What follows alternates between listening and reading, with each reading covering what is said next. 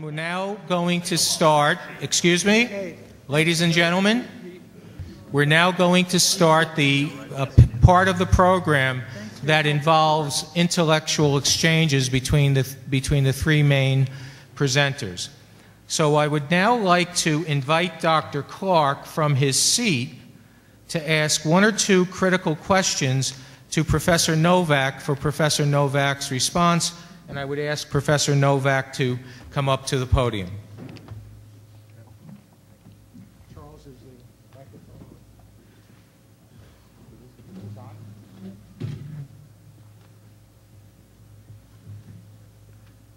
Is it on now? Okay, great. Okay, whenever you have an event like this, or you're asked to speak on a topic like capitalism or socialism, one of the benefits of being the speaker is you get to define things the way that you to fit what you want to talk about. Now, certainly, one could start a speech on socialism and define it as it was practiced in the Soviet Union or communist China when they acted communist, and you have a horrible system. So you can certainly go to one extreme. But in terms of defining capitalism, Professor Novak defines capitalism in a way that's very idealistic. And so given the wide distributions of the ownership of property and the control of ideas that is in the U.S. economy, where 2% of households own 80% of the wealth, where corporations produce 80% of gross national product, I would like him to just reflect on how his view of capitalism has worked out in terms of the real economy of the United States and those large distributions of wealth. Well, thanks a lot. We agree on so very many things, like the Methodists who say we have everything in common with the Anglicans but the High Liturgy, and we have everything in common with the Roman Catholics except the Pope, and we have everything in common with the Baptists except total immersion, sort of the center things. Well, I have totally in harmony with Charles except for his socialism.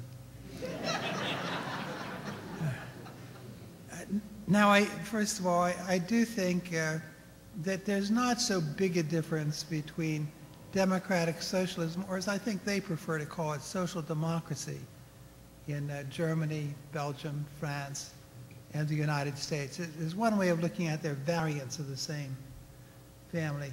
You can see that if you pick up Tom Storck's point that in the United States we have always believed in the activity of government in the economy. We've never had a laissez-faire economy here. We've never had I understand there are some economists who write that way, but I had to write my own book because I didn't find reality worked that way. And the Homestead Act, that's an act of government, but it's the right kind of act of government from my point of view. It liberates human families.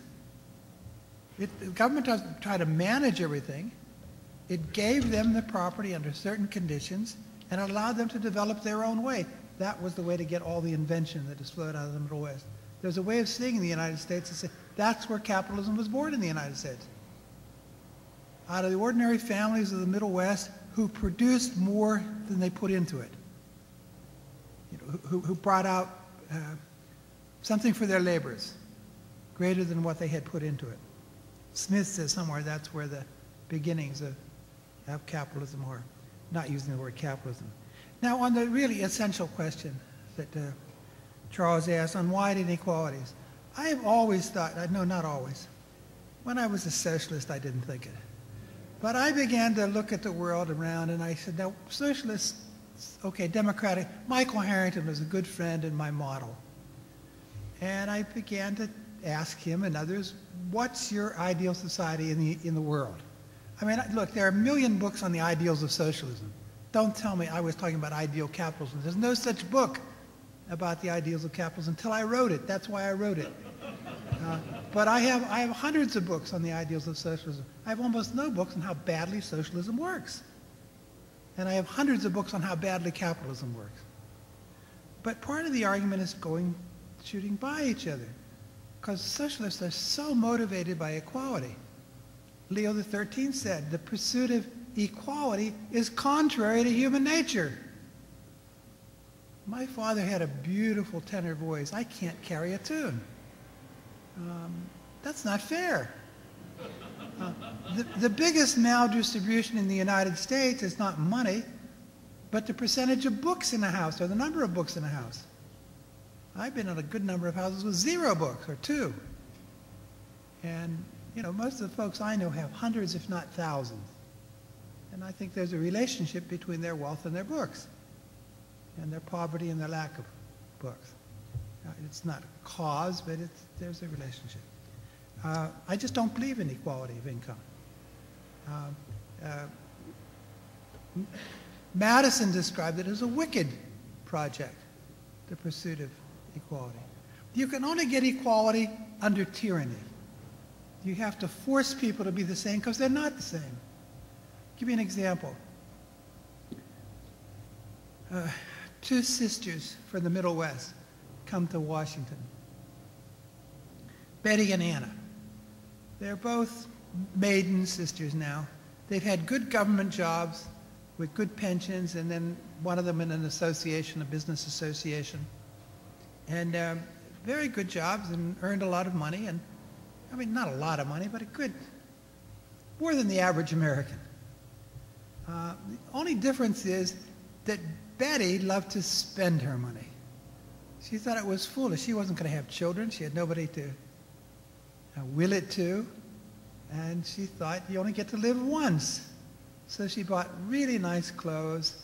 She took the greatest trips she could find. Every second year, she made a really great trip to the Himalayas, to Turkey, to the Pacific Islands, wherever her magazines led her to think paradise was. And her sister Anna just couldn't do that. They both came out of the Depression, but they had opposite reactions. Anna just couldn't bring herself to spend that much. She put it in mutual funds. Now, Betsy used to say, Anna, you're crazy. You ought to live a little bit. You live like you're still in the Depression. You're not enjoying your money at all. And Anna used to think, Betty, you're crazy. You're spending everything you have. You never have more than $4,000 in the bank unless you're saving for a trip. And so at the end of their lives, Anna ends up with $2.5 million because the mutual funds have done quite well. And Betty ends up dying with a few $1,000s. Now, any socialist looking at that says, what dreadful inequality in America. What dreadful inequality. That one should have $2.5 million and one have 4,000. But the 2 sisters didn't feel envious of one another. They each thought the other was crazy. And that's called the pursuit of happiness, and it makes us inherently unequal. There's a lot more to be said, but I'll stop at that. Yeah, but if you look at the actual creation of wealth, it has very little to do with savings, and frequently has very little to do with inventions. The people who invent things very rarely get rich. It's the person who is able to buy that invention, then turn it into marketable products, and then monopolize or control the markets that get rich. I mean, the huge accumulations of wealth have absolutely nothing to do with people's savings or the difference between savings rates.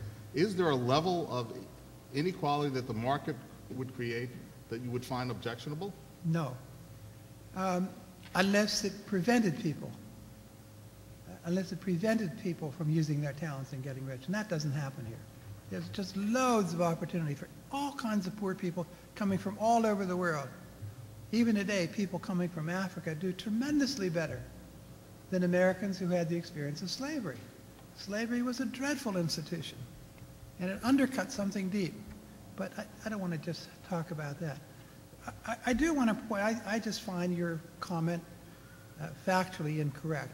I have met loads of people in my life who are very wealthy, who got rich by making an investment. There's a fellow I know who's one of the richest guys around, well, not Bill Gates kind of wealth, But there's an example, too, of invention.